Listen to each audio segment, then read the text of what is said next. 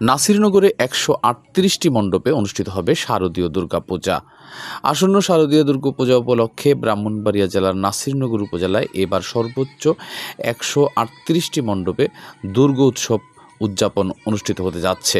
এটি জেলার মধ্যে পূজা আয়োজনের ইতিহাসে একটি উল্লেখযোগ্য সংখ্যা। নাসিরনগর সদর মহাদেব মন্দিরে অন্যান্য মন্দিরের মতোই চলছে প্রতিমা তৈরির শেষ মুহূর্তের ব্যস্ততা। প্রতিমা শিল্পীরা নিপুণ হাতে শেষ করেছে প্রতিমার রং ও অলঙ্করণের কাজ। পূজা আয়োজনের সার্বিক তত্ত্বাবধানে রয়েছেন উপজেলা পূজা উদযাপন ফ্রন্টের সভাপতি প্রিয়তোষ আচার্য, মহাদেব মন্দির কমিটির সভাপতি সুজিত গোপ এবং মহাদেব মন্দিরের সেক্রেটারি অরুণ দাস সহ অন্যান্য নেতৃবৃন্দ।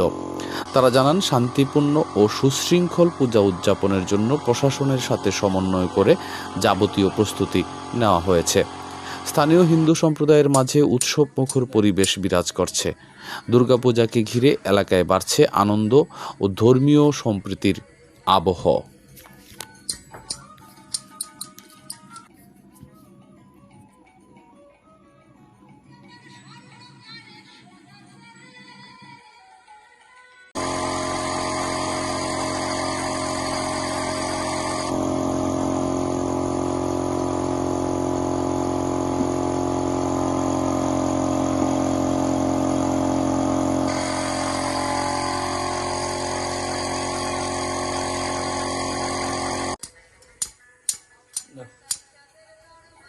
No.